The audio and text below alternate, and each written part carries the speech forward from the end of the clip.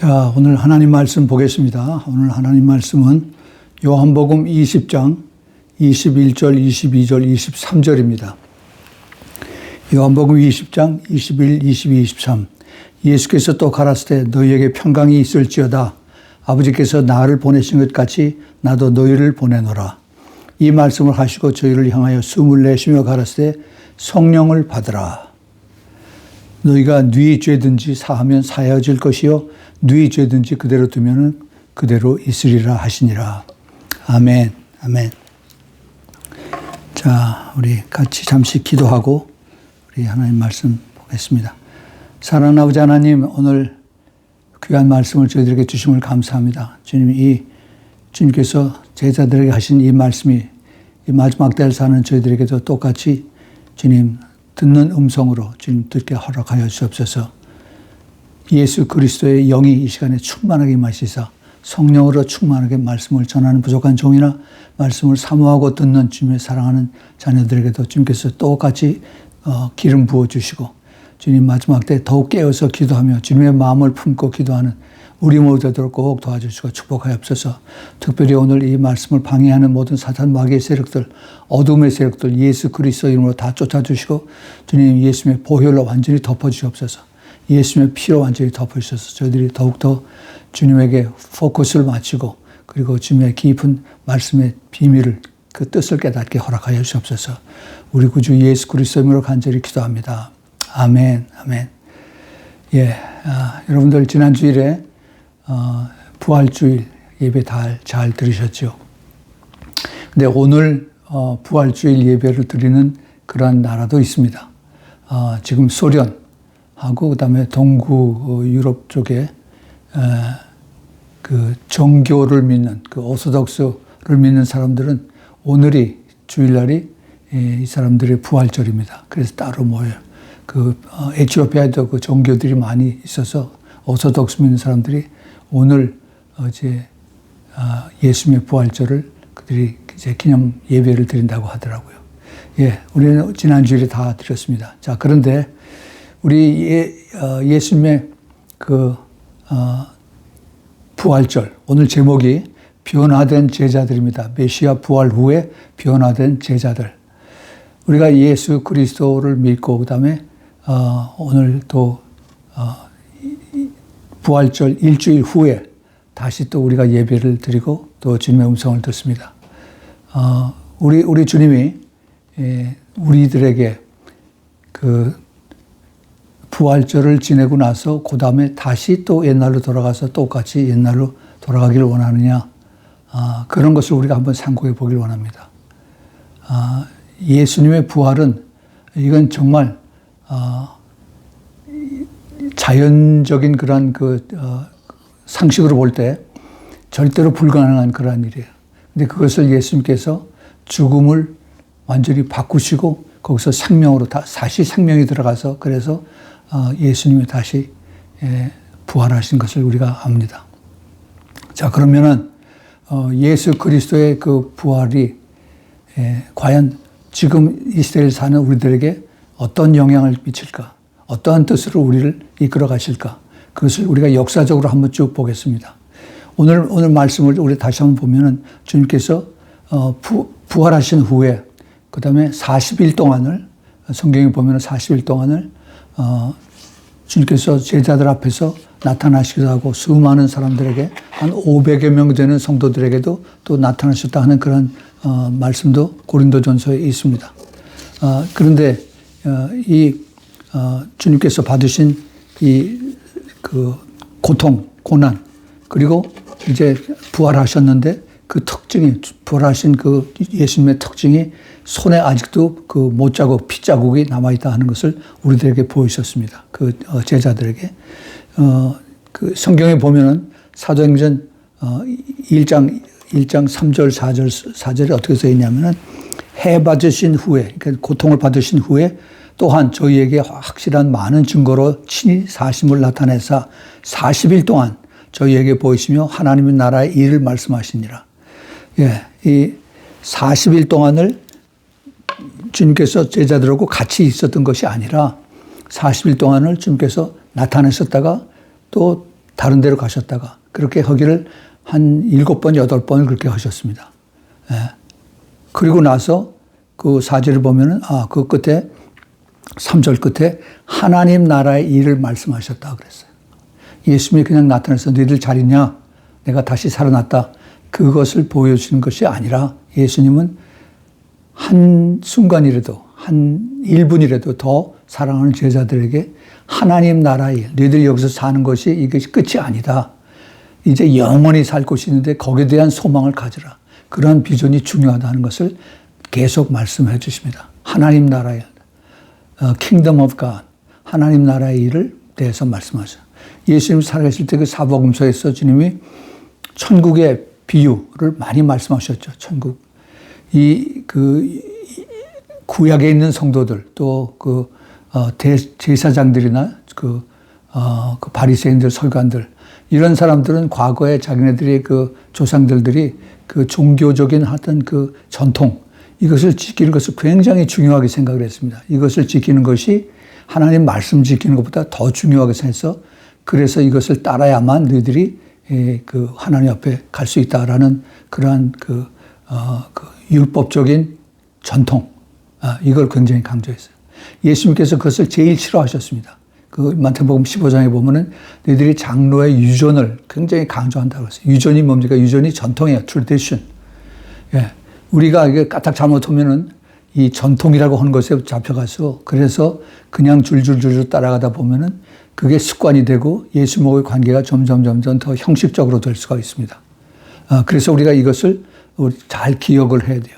그 예수님이 뭐라고 말씀하시냐면은 40일 동안을 나타나셨다가 또 그 다음에 없어지셨다가 그렇게 하면서 나중에 사도와 같이 모이사, 그 다음에 이제 사도들과 같이 모여서 저에게 분부하여 가르칠 때 예루살렘을 떠나지 말고 내게 들은 바 아버지의 약속한 것을 기다리라 라고 말씀하십니다. 아버지의 약속한 것. 이게 뭡니까? 이게 주님께서 여러 번 말씀하셨어요. 이것이 바로 성령이죠. 성령. 약속하신 것. 그것들이 요한복음 7장 38절에 나를 믿는 자는 성경의 이름과 같이 그 배에서 생수의 강이 흘러나리라 하시니 이는 그를 믿는 자야 받을 성령을 가리켜 말씀하신 거예요. 예. 생수의 강, 이것이 바로 성령을 주님께서 말씀하신 것입니다. 또 그다음에 요한복음 16장 7절에도 그러나 내가 너에게 실상을 말하노니 내가 떠나가는 것이 너에게 유익이라. 내가 떠나가지 아니하면 보혜사가 너에게로 오시지 아니할 것이요 가면 내가 그를 너희에게로 보내라. 보혜사 성령을 주님께서 간간히 그 제자들에게 말씀하셨습니다. 그리고 나서 예수님이 다시 부활하시고 난 다음에 제자들 앞에 나와서 성령을 받으라. 저희를 향하여 숨을 내쉬며 가라사대 때 성령을 받으라 했어요. 성령을 받으라는 얘기는 receive, 이 성령을 영접하라 하는 겁니다. 영접하라. 물론 우리가 예수 그리스도를 그 사도행전에 쭉 보면은 너희들이 성령을 받았느냐 했더니 성령이 뭔지도 모른다. 그리고 세례를 받았냐. 이런 얘기들이 나오죠. 우리가 예수 그리스도를 제대로 믿고 그러면 우리가 주님 앞에서 완전히 성령으로 거듭날 때, 물과 성령으로 거듭날 때 그때 참으로 예수 그리스도와 나와의 그 관계가 시작이 되는 겁니다. 다시 말해서 참된 크리스찬의 그 신앙생활이 주님과의 관계가 맺어지고 그다음 거담서부터 시작이 되는 거예요. 그것을 주님께서 말씀하십니다. 그러면서 주님이 뭐라고 말씀하시냐면 너희가 누구 죄든지 사하면은 사해질 것이다. 이건 엄청난 그 하나님의 그 권세, 그 죄를 사해주는 이것을 너희에게 준다 하는 얘기죠. 그 너희들이 가서 사람들에게 죄를 사해주면은 그러면은 그 사람의 죄가 사해진다. 오직 하나님만이, 오직 예수님만이 죄를 사해줄 수 있는 건데 이거를 예수님께서 제자들에게 말씀하십니다. 그리고 누구 죄든지 그대로 두면 그대로 있으라. 죄가 그대로 있다. 이걸 우리가 잘 새겨들어야 됩니다.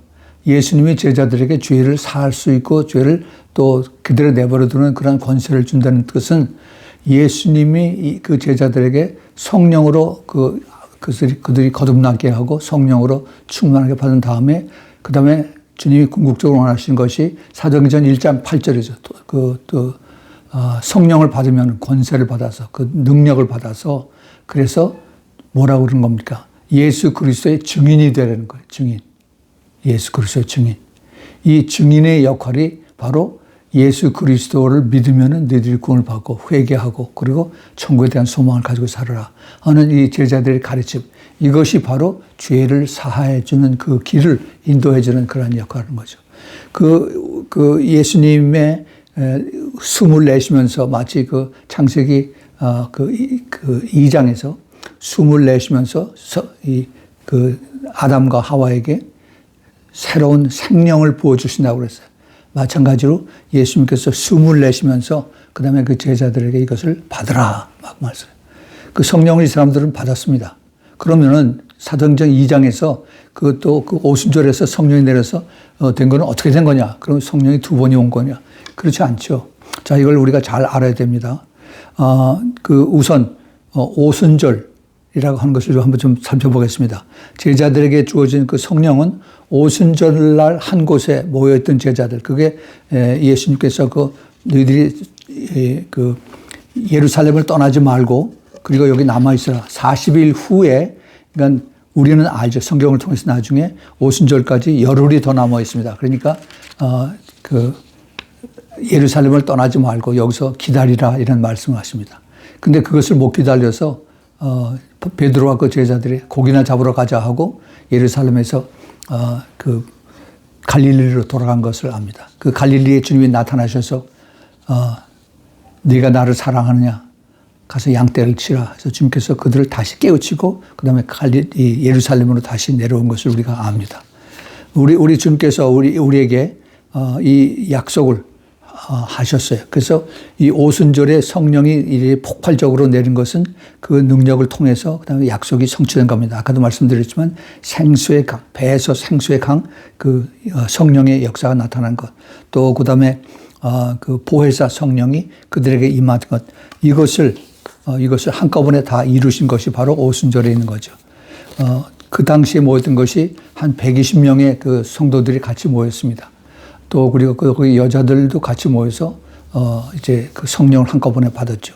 그때 성령은 한 사람에게 고요하게 그 예수님이 요단강에서 세례를 받을 때 성령이 비둘기처럼 내리셨다고 그랬어요. 비둘기처럼. 그런데 그 오순절에는 그 사도행전 2장 1절에 오순절의 날이 이름에 저희가 다 같이 한 곳에 모였더니 호련히 하늘로부터 급하고 강한 바람 같은 소리가 있어 저희 앉은 집에 가득하여 불의 혀같이 갈라지는 것이 저희에게 보이며 각 사람 위에 임하더니. 자, 여기서는 이제 이 성령께서 아주 그냥 강하게 그 아주 단체로 다 확 내린 것을 볼 수가 있어요. 그 120명 정도에. 우리가 이것을 잘 알아야 됩니다. 성령은 공식이 없어요. 꼭 이렇게 돼야만 된다는 것은 없습니다. 우리 성령은 하나님이시고 그 퍼스널리티, 그 인격을 가지고 계세요. 우리가 잘 아는 사도 바울이 되기 전에 사울이었을 때, 사울이 성령을 받았을 때는 엄청나게 그냥 눈이 가려지고 장님이 되고, 그 다음에 그 환상 중에 예수님을 보게 되고 음성을 듣고 그런 완전히 뒤집어지는 그런 역사가 났죠. 그런가 하면은 또 어떤 사람은 조용하게 아주 그 흐르는 강물같이 알게 모르게 예수님이 찾아오셔서 내 마음을 감동을 주고 내가 완전히 다른 사람으로 변화되는 그런 일을 하게 하시는 것도 봅니다. 그래서 우리 성령 하나님이 우리에게 오신 것은 우리로 하여금 예수 그리스도를 인격적으로 만나게 하기 위한 물과 성령으로 거듭나는 그 첫 번 인비테이션의 첫 번 초대입니다. 그리고 난 다음에 내가 죄를 회개하고 그리고 이제 주님을 따라서 말씀대로 순종하고 살아가는 그러한 이제 참된 신앙 생활의 시작이 되는 거죠. 자, 그래서 이제 예수 그리스도를 우리가 제대로 알고 있으면은 그 유대인들은 유월절을 굉장히 중요하게 생각을 합니다. 이 유월절을 지키고 엊그제가 이제 그 유월절이 유대인들의 유월절이 끝나는 날이었어요. 일주일 동안. 그리고 나서 이제 오순절이 시작되는, 즉 그 안식일 유월절 주간의 안식일로부터 50일째 되는 그 유대인들의 그 3대 절기 중에 하나인 유월절, 오순절, 초막절, 이렇게 이 세 가지 중요한 절기 중에 하나인 오순절이 다가옵니다. 유월절은 그 유대인들이 그 전통적으로 그 모세의 율법을 받아서 그다음에 레위기에 있는 것처럼 하나님을 섬기는 그 양을 잡아서 우리 죄를 속죄하는 이러한 전통을 매년마다 그렇게 하게 했습니다. 그러나 예수님께서 오시고 난 다음에 예수님이 이미 받은 그 고난과 그다음에 부활을 통해서 이제 오순절은 신약에서 그 6월절의 어린 양이 아니라 이제는 완전히 교회가 탄생해서 그래서 교회가 성령으로 하여금 시작이 되는 그런 영적인 의미를 가지고 있습니다. 우리가 이러한 그 오순절에 마가의 다락방에서 받았던 그 오순절의 그 성령의 역사는 눈에 보이게 확실하게 이게 나타났죠. 그 받은 모든 사람들은 그걸 부인할 수가 없어요. 내가 성령을 받았나 안 받았나. 이게 확실치 않으면은 그러면 그냥 엉거주춤해서 그냥 넘어가지 마십시오. 내가 그걸 확실하게 해야 돼요. 성령을 받으면은 그러면 제일 먼저 내가 압니다. 내가 본인 자신이. 그래서 다 확실치 않으면은 기도하세요. 주님 붙들고 주님 내가 성령을 교회를 오래 다녔는데 성령을 받았습니까? 안 받았습니까? 그건 왜냐하면 가장 중요한 내 신앙생활의 제일 첫 번이기 때문에 예수님께 여러분 진정한 마음으로 성령을 구하고 또 그리고 확신을 받으십시오. 그래서 이제 그 약속하신 하나님이 약속하신 그 성령을 받고 난 것이 시작입니다. 자, 그런데 이 사람들이 어떻게 성령을 받았습니까? 예수님이 이들에게 나타나서 예루살렘은 떠나지 말고 기다리라. 정확하게 열흘을 기다렸습니다. 근데 예수님이 얼마를 기다리고 날짜는 얘기 안 했어요. 그렇지만은 예수님은 그 하나님의 그 토라에 있는 말씀을 그대로 이루시기 위해서 오셨어요. 그래서 6월절이 끝나고 그다음에 50일째 되는 그 날서부터 시작이 돼서 그래서 이제 성령을 받게 하는 그러한 역사를 약살하십니다. 이것은 그 당시에 예수님의 제자들이 순종을 하고 말씀을 그대로 지키고 만약에 여기서 나는 안 해 필요 없어. 예수님 돌아가셨는데 내가 무슨 소리 있나 하고서 다 집어치우고 그러고 고향으로 돌아갔으면 그건 끝나는 거죠. 그런데 그 사람들이 순종을 했습니다. 이게 굉장히 중요해요. 우리 신앙생활에서 예수 그리스도를 믿는 사람들은 하나님의 말씀에 순종을 해야 됩니다. 하나님의 말씀. 또 중요한 것은 하나님의 말씀뿐만이 아니라 우리가 성령의 음성을 듣고 순종을 해야 됩니다. 그래서 더욱더 주님과 더 가까이 그 순종을 하고 나서 그것이 한 번 순종으로 끝나는 것이 아니라 그 주님 앞에 올려드리는 제가 예수 그리스도를 나의 주님으로 영접합니다. 이제는 내가 세상에 살다가 세상의 것이 나의 주인이 아니라 오직 예수 그리스도가 나의 주인입니다. 이제 주님의 말씀을 붙들고 끝까지 살겠습니다 하는 이런 약속을 주님 앞에 드렸을 때 주님이 굉장히 기쁘게 받으십니다. 그거를 받으신 다음에 내가 그 약속을 지켜야 되게 헌신입니다. 약속을 지키는 것이 굉장히 중요해요. 이것을 우리가 매일매일 고백하면서 또 때로는 우리가 실패하고 넘어지던 끝까지 우리가 붙들고 그리고 나가는 거죠. 그렇게 해서 우리의 그 기독교의 역사가 여태까지 왔습니다. 자, 그러면은 과연 이 기독교 예수님이 승천하시고 나서 보혜사 성령이 내려오셔서 그래서 성령으로 인해서 사람들이 거듭나가지고 그다음에 그들이 모여서 교회라고 하는 에클레시아 사람들이 같이 모여서 성도들이 교제하고 그다음에 같이 떡을 떼고 하나님을 경배하고 또 말씀을 듣고 하는 이러한 그 교회의 역사가 지난 2000년 동안 예수님 돌아가시고 나서 승천하시고 난 다음에 이어졌습니다. 자, 그런데 그 전체 그 기독교 역사들을 우리가 한번 잠시 훑어보면은 우리 죄인들 그냥 내버려 두면은 그 직행으로 그냥 지옥으로 가죠. 죄 때문에. 이 죄를 대신 받으시고 예수님의 피로 다 씻어주시고 그리고 그 예수님의 피 때문에 우리 죄가 용서함을 받고 그리고 우리가 주님 앞에 이제 갈 수가 있는 그런 그 다리의 역할을 하시는 것이 바로 우리 예수 그리스도였습니다. 우리 예수님이 우리 인간들을 구원하시기를 우리에게 기뻐하셔서 대신 몸과 피와 물을 다 쏟으시고 그리고 이제 십자가에 돌아가셨는데 제일 이것을 싫어하고 반대하는 것이 바로 사탄이었죠. 사탄. 이 사탄은 하나님의 뜻과 이것을 정반대로 해서 전쟁을 선포합니다. 근데 전쟁을 선포해서 우리 예수 그리스도를 믿고 따라간 사람들을 자꾸 다시 세상으로 끌어들이고 그다음에 공격하고 또 그래서 우리를 믿음에서 떨어지게 하는 그것이 바로 요한복음 10장 10절에 나오는 도적이 오는 것은 도적질하고 죽이고 멸망시키는 것이다. 왜냐하면 도적은 이 사탄은 그 거짓의 아비이기 때문에 항상 거짓말쟁이, 거짓말 잘하는 사람들은 그 뒤에 항상 사탄이 숨어 있습니다. 그래서 우리가 내가 스스로 내가 사탄과 싸워서 이기는 것이 아니라 우리가 성령 하나님의 기도하고 또 간구해서 성령 하나님이 도와주셔서 우리를 이기게 하시는 것입니다. 자, 그런데 지난 2000년 동안 그 기독교가 예수 그리스도를 믿는 그 기독교의 흐름이 어떻게 흘러왔느냐 하면은 온 세상 사람들이 다 믿고 변화돼서 그런 것이 아니라 소수의 예수 그리스도를 믿는 사람들이 믿음을 가지고 지켜서 희생당하고 그다음에 순교당하고 또 복음을 위해서 내 목숨을 바치고 하는 이러한 일들을 하면서 복음이 차차 퍼져나가기 시작을 했습니다. 이 하나님께 부름을 받은 소수의 성도들, 이것을 렘넌트라고 그러죠. 소수의 성도들. 그래서 이런 사람들이 하나님이 나라를 이제 지어가는 그런 거죠. 처음에 우리가 잘 아는 그 초대교회, 사도행전에서 보면 그 초대교회에서의 모습들이 나오죠. 그래서 이제 바울 사도가 그 초대교회들에게 편지를 쓴 것이 신약에 있는 그 편지들의 내용입니다.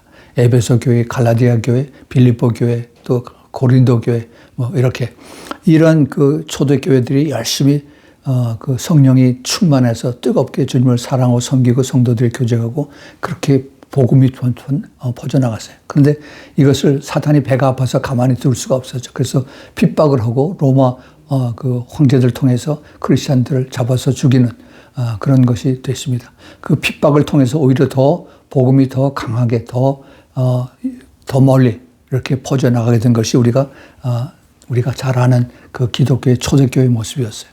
그런데 AD 315년에 그 로마의 그 컨스탄틴 황제가 기독교를 정식 국교로 로마의 국교로 정하고 난 다음에 그 다음에 이제 싸울 일이 없어졌어요. 그래서 편안하게 이제 쉽게 잘 믿고 이렇게 하다 보니까 그것이 이제 종교와 정치가 같이 결탁해서 나중에 그 카톨릭이 부패하는 그러한 원인들이 되었습니다. 이 카톨릭의 시대가 오랫동안 지속이 됐어요. 그래서 이것이 이제 그 16세기에 와서 종교개혁이라고 하는 독일의 마틴 루터가 이게 아니다, 지금 썩었다 해서 우리가 구원받는 것은 카톨릭에서 가르치는 돈 주고 사서 그래서 면죄부를 받는 이것이 아니라 우리가 믿음으로 성경에 의하면 믿음으로 우리가 구원을 받는 것이다 하는 것을 가지고 논문을 써서 그래서 반박을 했습니다. 사실 그 당시에 카톨릭 로마 교황이 온 세상을 전체를 다 말하는 대로 왕처럼 왕보다 또 때로는 더 높게 그렇게 그 사람들을 명령을 하고 사람들이 따르고 절대 복종으로 했는데 거기에 대한 반박으로 마틴 루터가 이것을 좀 개혁을 했죠. 그래서 거기서부터 이제 개신교가 생기기 시작했습니다. 그 개신교가 되고 난 다음에 그다음에 또 핍박이 굉장히 심했습니다. 핍박이 심한 것이 이제 그 과정에서 르네상스가 생기고 그다음에 사람들의 머리가 더 발달이 돼서 이 손으로만 하던 것이 이제 기계화, 동력화돼서 그래서 한꺼번에 많은 그 다량 생산하는 이런 것과 함께 이제 자본주의가 싹트기 시작했습니다. 자본주의, 그다음에 또 거기서 이제 왕정에서 민주주의를 사람 위주로 해서 민주주의, 다수결의 원칙이라는 것이 지금까지 이렇게 내려왔습니다. 이걸 우리가 잘 살펴보면은 우리가 살기 좋은 민주주의, 자본주의, 마음대로 돈 벌어서 쓰는 이것이 굉장히 좋은 것 같지만은 사실은 이것이 성경에 의하면은 성경 하나님 말씀은 그렇지가 않아요. 우리 하나님의 말씀은 내가 하나님이고 내가 한 말이 너희들에게 가장 좋은 것이기 때문에 이것을 그대로 순종하고 따르라는 겁니다. 근데 죄인된 우리 인간들은 그 말을 듣기 싫어해요. 그래서 교회 다니는 사람들도 처음엔 성령 충만할 때 듣고 따라가다가 그 다음에 슬슬 이제 불순종하고 세상으로 돌아가는 것이 그 지금 현대 교회의 모습입니다. 자, 그런데 하나님 말씀이 이것이 진리고 그다음에 불변의 원칙이고 그다음에 하나님의 말씀의 그 포커스는 이 땅에서 예수 믿고 잘 되고 부자 되고 잘 살고 하는 이런 것이 목적이 아니라 너희들이 죄를 회개하고 깨끗하고 정직하고 주님 말씀 잘 듣고 그래서 천국에서 영원히 사는 그 자리에 들어와서 거기서 너희들이 축복을 받고 살아라 하는 것이 바로 주님께서 성경 말씀을 통해서 또 성령의 역사하심을 통해서 우리에게 가르쳐 주시는 것입니다. 이것은 참 쉽고도 굉장히 어려워요. 말을 따르면 굉장히 좋은 것 같은데 그런데 그렇게 막상 하다 보면 그렇게 쉽지가 않습니다. 자, 그런데 이것이 이렇게 해서 2000년 동안을 내려왔어요. 2000년 동안. 그러면은 이 마지막 시대, 지금 이 시대에 성령의 하시는 일이 무엇인가 하는 것을 우리 한번 좀 살펴보겠습니다. 이 사탄과의 마지막 전투를 하는, 대전투를 하는 지금 이 시대에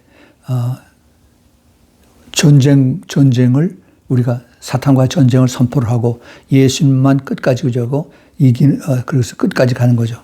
우리가 예수 그리스도를 믿고 따라가고 하면은 이 세상의 방법과 부딪힙니다. 그래서 이게 힘들어요. 힘들어. 세상 사람들은 쉽고 편하고 그다음에 또 사람들의 마음대로 아까 얘기했죠. 다수결에 의해서 사람들이 결정하면 그것이 법이다 해서 그렇게 따라가는 걸 원칙으로 하고 있습니다.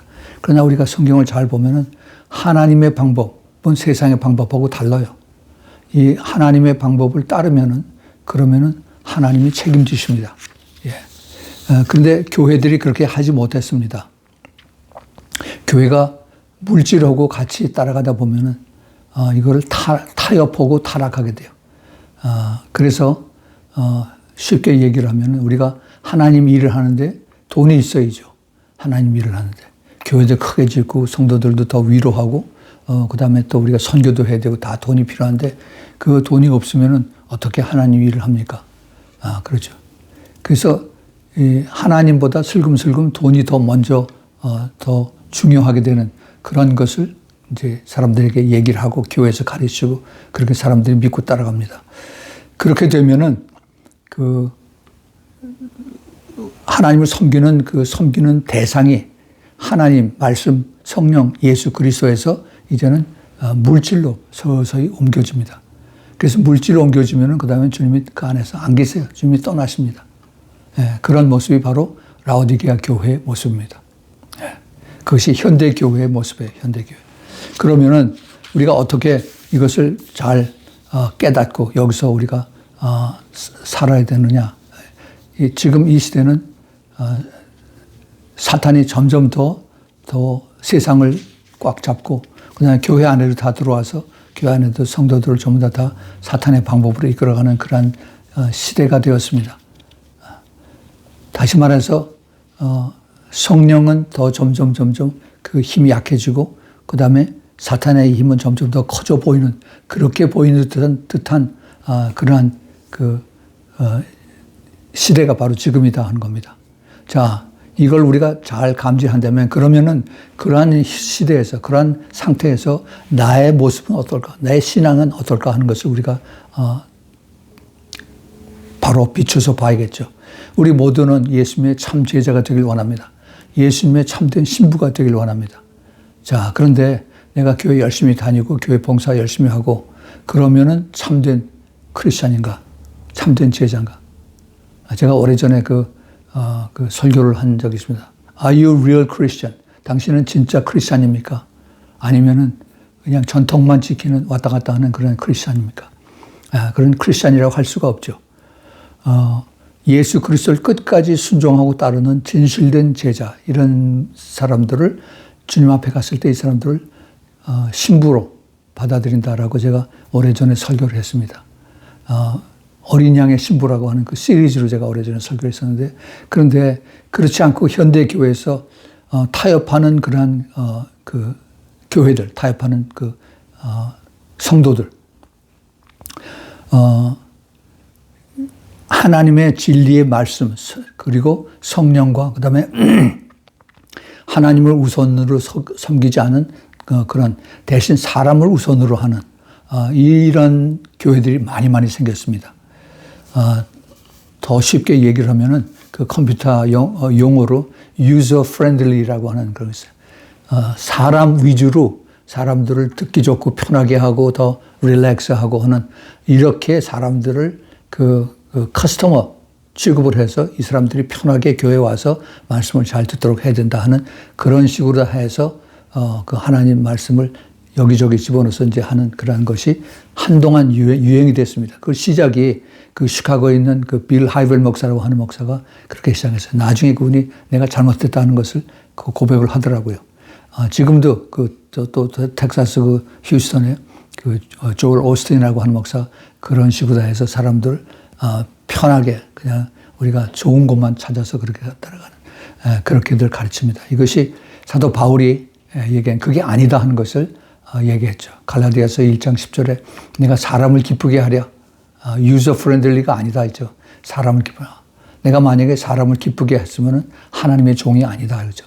내가 하나님의 종이면은 하나님의 말씀을 복음을 전하는 그런 종이라면은 하나님을 증거하고 하나님 말씀대로 살 수 있도록 그렇게 하면 반드시 이게 컨플릭트가 생깁니다. 반드시 부딪혀요. 그렇지만은 이것이 진리이기 때문에 그 사람들을 가르쳐주고 기도하고 해서 그 사람들의 죄를 회개하고 그리고 돌이켜서 하나님을 믿고 따라갈 수 있도록 그래서 내 힘으로 내가 주님을 따르고 말씀을 순종하는 것이 아니라 성령을 받아서 성령 receive the Holy Spirit 성령을 받고 난 다음에 그 다음에 그들이 변화돼서 그들이 자원하는 마음으로 세상을 버리고 그 다음에 주님을 따라가는 그런 것을 가리키는 그것이 참된 주의 종의 길이죠. 사실 교회에서 그 목사가 하는 일이 전부 다 목사들이 성도들 다 데리고 천국 가는 건 절대 아닙니다. 여러분 잘 기억하세요. 예수 그리스도가 돌아가시고 나서 성령을 보내주셨는데 주님께서 우리에게 누구든지 물과 성령으로 거듭나야 된다고 그럽니다. 그런데 지금 교회 안에 물과 성령으로 거듭나지 못한 사람들이 엄청 많이 있습니다. 우리 주님께서 우리 이것을 강조하시고 그랬는데 얼마나 지금 사회생활이 힘듭니까? 코로나를 통해서 뭐 직장생활을 통해서 스트레스 많이 받죠. 적당히 하십시오. 편히 쉬어가면서 하십시오. 천천히 하십시오. 뭐 이런 식으로다가 사람들을 이렇게 듣기 좋은 얘기를 한다면은 그 목사가 굉장히 사람들한테 인기가 있었는지 모르지만은 우리 하나님 앞에 올바른 종으로 쓰임받지 못합니다. 그건 굉장히 중요해요. 내가 사람들에게 나중에 뼈물 만을 하니 이더라도 올바를 가르쳐서 그 사람이 회개하고 천국에 들어갈 수 있도록 해야지 그 사람이 잘못 알고 그리고 나를 위하는 신앙으로 가다가 천국에 못 들어가면 그 책임을 누가 질 겁니다. 누가 질 겁니까? 그래서 우리가 정말 조심해야 돼요. 그래서 천국을 향해서 가게 하는 그러한 진실된 제자냐 아니면 세상과 타협해서 같이 가는 그런 성도냐 그런 제자냐 우리가 그것을 잘 변화해야 됩니다. 저희가 그 목표를 향해서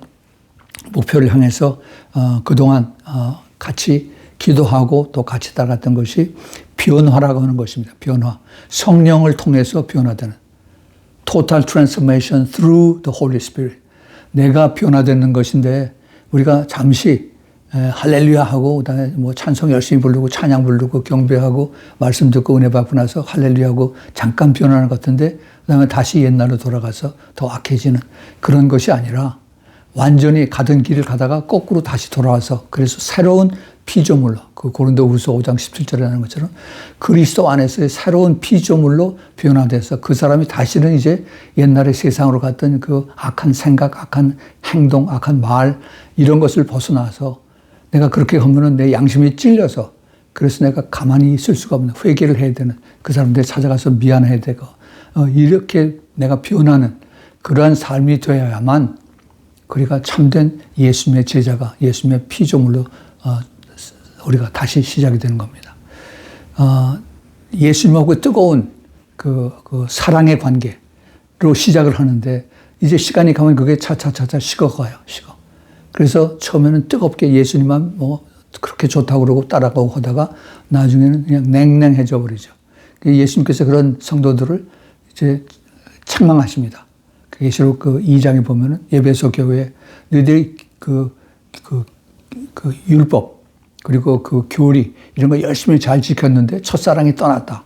어디서 첫사랑이 떠났는지 그걸 잘 찾아서 그래서 회개하라고 주님께서 책망하십니다.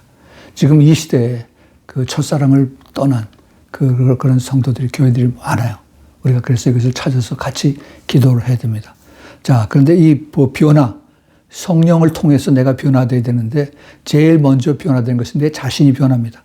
내가 변화돼요. 그 변화된다는 얘기는 그냥 색깔이 변화된 얘기가 안팎이 다 변하는 겁니다. 내 속사람과 겉사람이 한꺼번에 같이 변화돼요.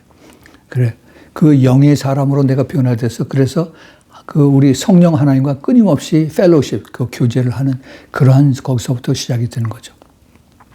근데 그것을 그렇게 항상 기쁘고 좋고, 평화롭고 하는 것만 계속되는 게 아니라 우리가 예수님하고 교제하고 그다음에 성령님하고 같이 가면은 제일 먼저 찾아오는 것이 사탄입니다. 사탄. 영적 싸움을 이제 그 다음서부터 하기 시작을 하죠.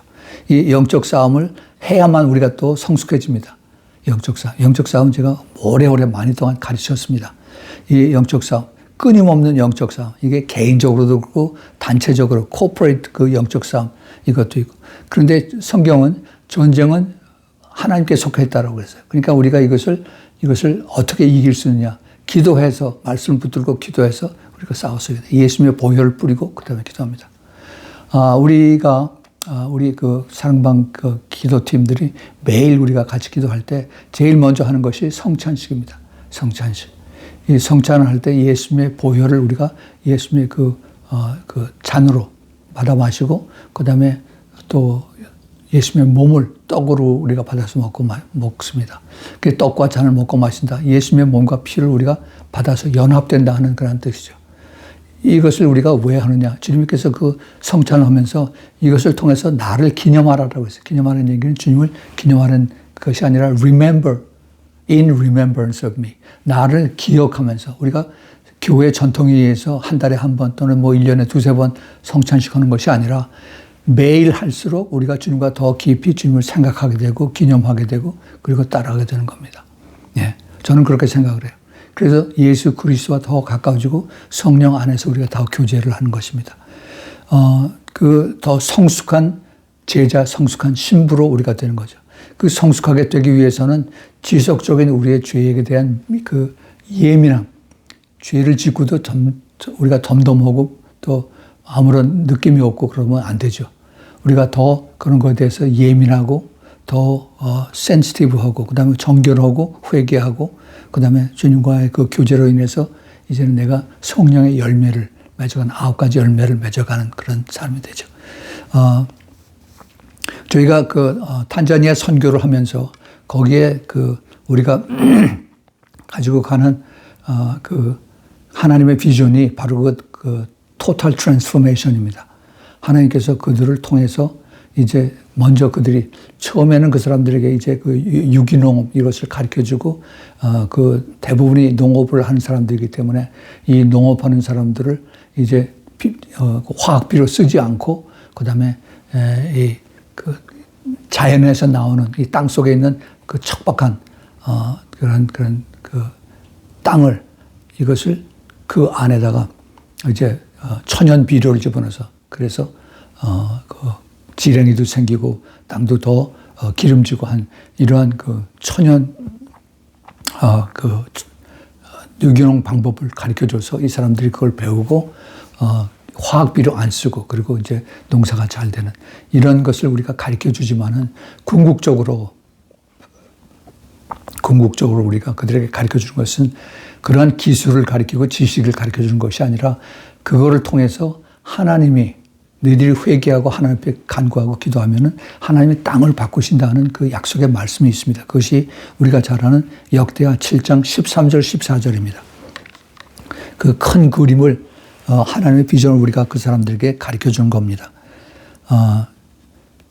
역대하 7장 13절 혹 내가 하늘을 닫고 비를 내리지 아니하거나 혹 메뚜기로 토산을 먹게 하거나 혹 연병으로 내 백성 가운데 유행하게 될 때에 이게 바로 오늘 같은 날입니다. 요새 같은 그런 때예요.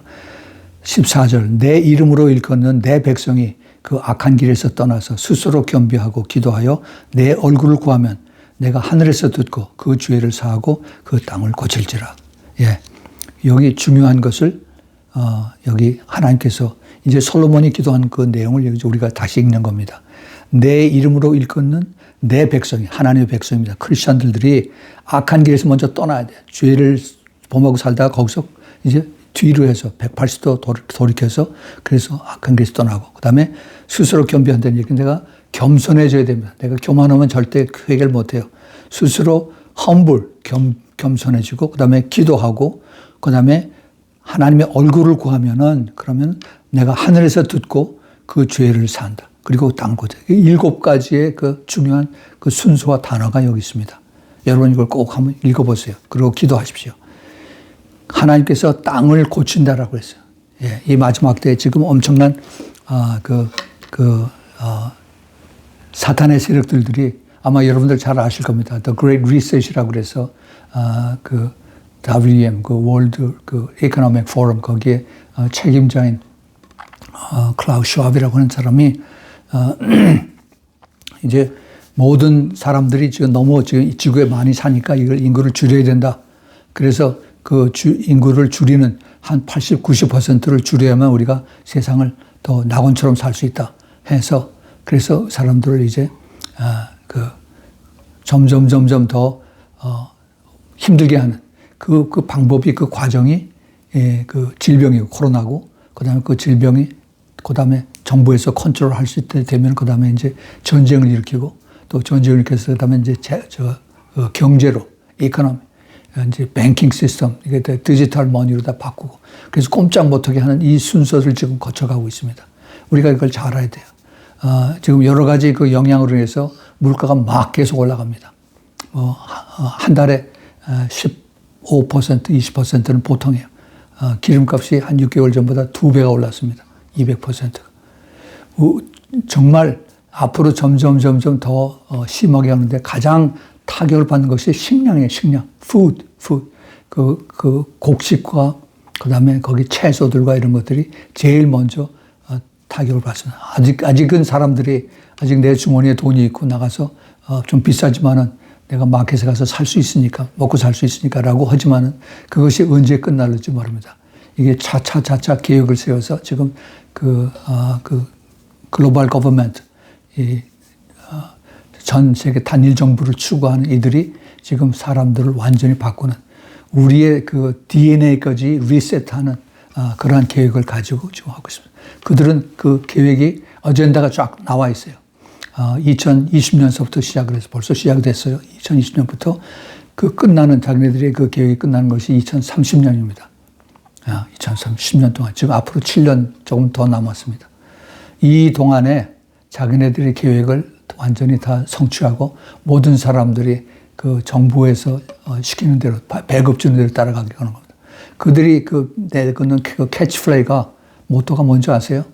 Have nothing and be happy. 아무것도 무소유, 소유를 가지지 않으면 그러면 당신네들이 행복할 겁니다. 누가 하는 소리 같죠?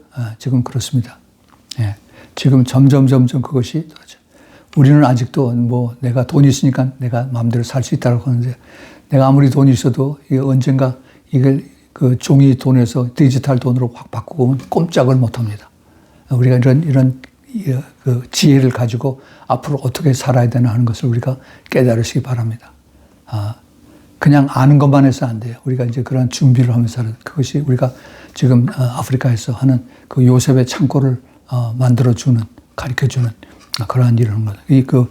그 베이스가 바로 우리가 읽었던 역대하 7장 13절, 14절의 말씀을 그들에게 가르치고 또 그들의 그 오가닉 파밍, 유기농 이것을 기술, 이론과 실제 그 기술 또 체험 또 그다음에 거기서 몇 달 후에 수확이 되면은 거기에 또 씨앗을 보존해서 지금 그 GMO 씨앗이 너무 아프리카에 많이 퍼져 있어요. 그래서 우리가 이것을 non-GMO 씨앗으로 바꿔서 그들을 가르쳐주고 보존하고 씨앗을 많이 퍼뜨리려고 우리가 준비를 하고 있습니다.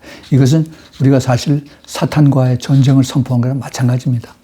그래서 여러분들의 많은 기도가 필요합니다. 예, 하나님께서 우리가 사는 이 시대가 마지막이라고 안 믿는 사람도 이 말세라고 이렇게 그것을 분명하게 얘기를 말씀하고 계십니다. 그런데 그러면 우리가 어떻게 이것을 순종하고 우리가 따라가느냐? 우리 주님께서 우리에게 그 제자들에게 하신 말씀이 나를 따르라라고 했습니다. 나를 따라. 주님께서 어떻게 먼저 말씀하시냐면 마태복음 11장 28절에 수고하고 무거운 짐진 자들아 다 내게로 오라 내가 너희를 쉬게 하리라. 우리가 잘 아는 말씀이죠. 우리 주님 앞에 가면 예수 그리스도를 믿고 따라가면 주님께서 우리의 영혼을 쉬게 해 주신답니다. 편히 쉬게. 샬롬이라고 하는. 내 마음이 온유하. 나는 마음이 온유하고 겸손하니 나의 멍에를 메고 내게 배우라. 그러면 너희 마음이 쉼을 얻으리라. 예, 지금 모든 사람들이 마음에 평화가 없어요. 마음에 쉼이 없습니다. 그냥 바쁘고 초조하고 불안하고 그다음에 그 스트레스 받고 이것이 모든 사람들 어린아이 어른 할 것 없이 지금 그렇게 가고 있어요. 하다못해 어린아이들도 이 비디오 게임 때문에 얼마나 신경들이 날카로워지고 막 성질이 고약해지고 하는지 모릅니다. 예. 그것을 주님 안에서 우리가 주님을 믿고 따라갈 때 주님을 순종하면은 이는 내 멍에는 쉽고 내 짐은 가벼움이라. 예수님께서 그것을 우리에게 가르쳐 주십니다. 그런데 이것이 그렇게 쉽고 편하지만은 않아요. 예수 그리스도를 믿고 따라가는 것은 고난이고 외로움이고 왕따고 그다음에 그 오직 주님의 위로가 있어야만 우리가 따라갑니다. 우리의 힘으로는 며칠 못 가요. 며칠 못 갑니다. 그래서 우리가 더 기도를 하는 겁니다. 기도를 열심히 해야 돼요. 이거는 영적 싸움의 기도고 내가 하나님 앞에 전적으로 매달리는 그러한 기도고 그리고 끝까지 우리가 순종하는 그러한 그 기도를 우리가 해야 됩니다. 여러분 그 기도해야 돼요. 우리가 그 기도책을 많이 만들어서 그래서 여러분들에게 나눠주고 있어요. 그 기도책을 이 한국어뿐만 아니라 영어 기도책 또 그다음에 우리가 아프리카 가서 스와힐리 그다음에 그 이스트 아프리카 쪽에 그다음에 또 에티오피아의 암하릭, 오로미아 랭귀지 또 파키스탄의 우르두 랭귀지 또 저쪽에 스페니쉬의 이런 기도책을 많이 이것을 우리가 번역을 해서 그걸 책을 만들어 가지고 그들에게 거저 다 뿌렸습니다. 무료로 다 나눴어요. 이것을 우리가 그냥 나눠주고 뭐 그 사람들 인기 얻으려고 하는 것이 절대 아니라 그들의 이것의 영적 싸움을 통해서 그들이 자유함을 받고 그들이 구원을 받는 그것을 우리에서 뒤에서 기도하는 거죠. 감사한 것은 우리가 그 기도책을 나눠주고 이것이 무료이지만은 무료로 공짜로 나눠준 것이지만 절대 공짜가 아니라 대신 이것을 받아가지고 반드시 기도하고 읽어라. 이것을 읽어라. 그리고 당신들이 은혜를 받으면 꼭 우리를 위해서 기도해달라고 제가 부탁을 합니다. 예. 가장 그 크리스찬들이 축복을 받는 것이 돈 많이 버는 것이 축복이 아니라 저는 그렇게 생각을 해요. 기도를 해주고 받고 하는 이것이 가장 큰 그 블레싱이라고 생각합니다. 그래요. 그런 우리 비전이 꼭 필요합니다. 예수 그리스도를 제대로 알고 믿고 따라가는 것은 성령 안에서 영으로 우리가 교제하고 영으로 우리가 축복하고 영으로 우리가 주님 앞에 올려드리고 간구하는 겁니다. 예.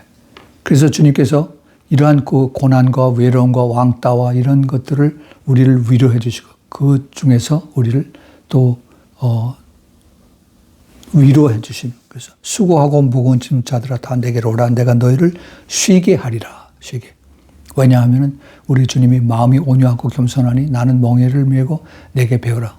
나의 멍에를. 그러면 너희의 마음이 쉼을 얻으리니 이는 내 멍에는 쉽고 내 짐은 가벼움이라.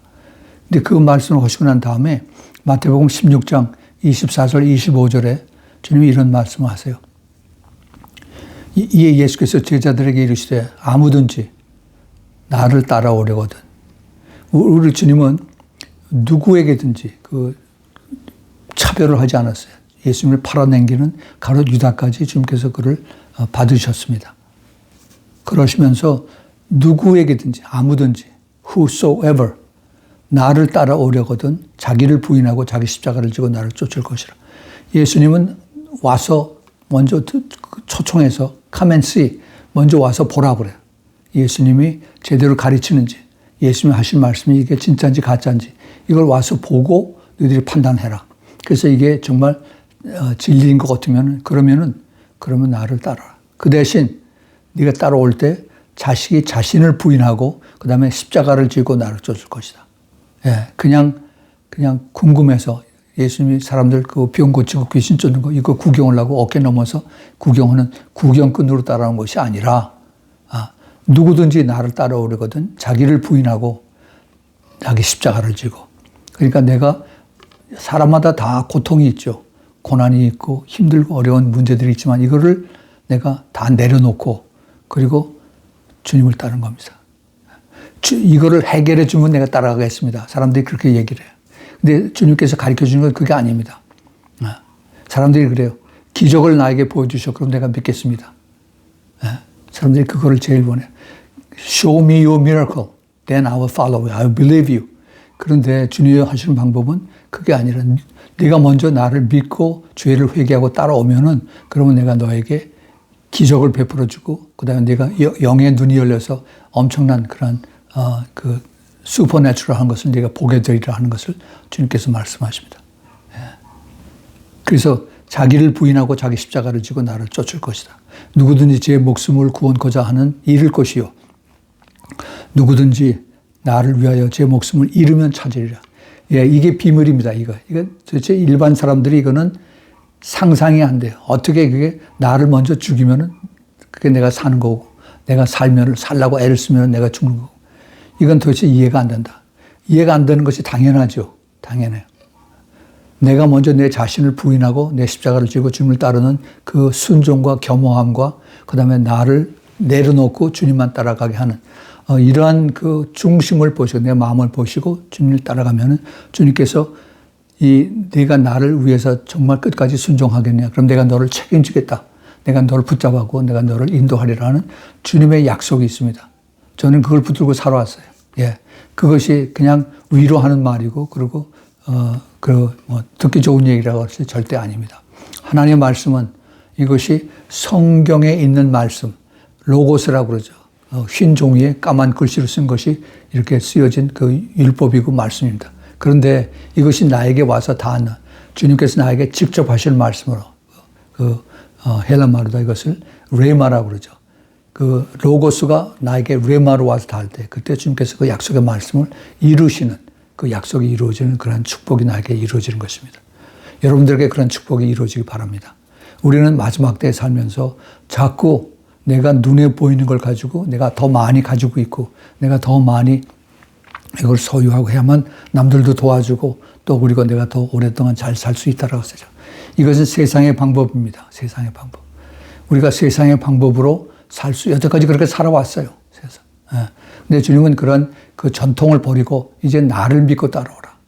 나를 믿고 순종하고 따라오면은 내가 너를 기적을 베풀겠다. 그 베드로가 예수를 믿고 예수를 바라보고 갔을 때 물 위를 걸어갈 수 있는 잠시나마 그런 경험을 했습니다. 우리가 정말 기적을 체험하기를 원한다면 우리가 예수님에게 다 모든 것을 맡기고 그러고 가야 돼요. 특별히 이 마지막 때 저희들이 사는 이때 내가 먼저 변화돼서 그래서 내가 주님의 그 성품을 가지고 성령님의 예민해서 그렇게 순종을 따라가면은 주님께서 나를 챙기십니다. 나를 챙겨주시고 보호해주시고 책임져 주시고 이것은 이 말로 설명이 안 돼요. 내가 그것을 믿고 따라가는 그런 믿음과 결단과 순종과 그리고 그 주님이 주시는 그렇게 돼서 내가 앞으로 어떡하지? 내가 아무것도 없는데 불안하고 초조하고 이것이 아니라 그렇게 아무것도 내가 없으면서도 내 마음이 편안해지고 그다음에 내 마음이 기쁘고 하면은 주님께서 책임진다는 그 사인입니다. 책임져 주신다는. 이제 우리가 2022년에 이제 그 부활절 예배를 마치고 그 다음 주일에 이제 우리가 새롭게 예배를 드리는데 부활절을 싹 다 까먹고 다시 이제 평상으로 돌아와서 옛날 스타일로 다시 우리가 예배 드리는 그것이 아닙니다. 이게 연속이에요. 연속. 우리가 예수 그리스도의 그 제자들을 닮아서 예수님의 제자들이 성령 받고 나서 예수님 안 계시지만은 그 다음에 그들이 완전히 다 새로운 사람으로 변화돼서 이제 각각 다 가죠. 주님께서 그들을 부르시고 가라 그랬어요. 가라. 어디로 가라고 말씀하지 않았습니다. 그냥 go 했습니다. go. 어디로 가? 주님이 부르십니다. 내가 기도하고 주님 제가 순종하겠습니다. 제가 가겠습니다 하면은 성령께서 가르쳐 주세요. 인도하세요. 네. 저에게는 주님께서 그것이 아프리카 탄자니아입니다. 그걸 통해서 아프리카 전체 이제 그 사람들을 영혼을 구하는 목적을 가지고 우리가 기도합니다. 먹을 걸 먹여주고 또 복음에 대한 그 증거가 되고 또 예수님을 더 깊이 알게 되고 이것은 제 힘으로 하는 것이 아닙니다. 하나님께서 그것을 기뻐하시기 때문에 저희들이 그것을 순종하고 따라가는 것입니다. 예, 여러분들에게 이것을 우리가 이 땅에서 보상받고 하나님의 걸 내가 하나님 기뻐하는 일을 하니까 하나님 나를 축복해 주시겠지. 돈 많이 벌게 해 주시겠지. 뭐 교회 크게 해 주겠지. 절대 그게 아니에요. 우리의 보상은 정부에서 해주는 것이 아니라 우리의 보상은 여기가 아닙니다. 천국이에요, 천국. 예, 하늘나라에 주님 앞에 섰을 때 그때 주님께서 우리를 크게 칭찬해 주시고 수고했지. 그래, 애 많이 썼다. 이루어라. 그리고 주님께서 면류관을 씌워주십니다. 여러분들 그렇게 그것을 영원한 나라, 이제는 아픔도 없고 고통도 없고 근심 걱정 없고 눈물 없는 그런 데서 살기 원하세요? 아니면은 그 악당우리 같은 그 지옥 속에서 그때 더 사탄의 공격을 받고 그렇게 살기 원합니까? 아니죠. 안 해요. 여러분들 이제 시간이 저는 얼마 안 남았다고 생각합니다. 그 날이 점점 더 가까워집니다.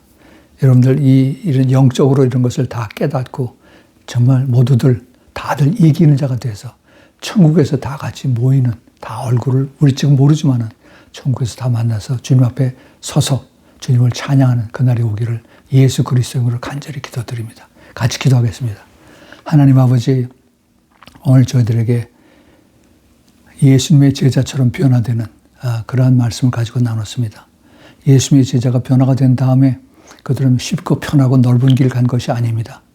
끝까지 힘들고 어렵고 좁은 길, 핍박당한 길, 또 그리고 목숨까지 바치는 순교의 길을 택했습니다. 주님, 우리가 비록 약하지만은 저희들이 주님을 믿고 주님을 의지하면서 성령님의 보호하심과 인도하심 속에서 저희들도 주님의 뒤를 따르길 원합니다.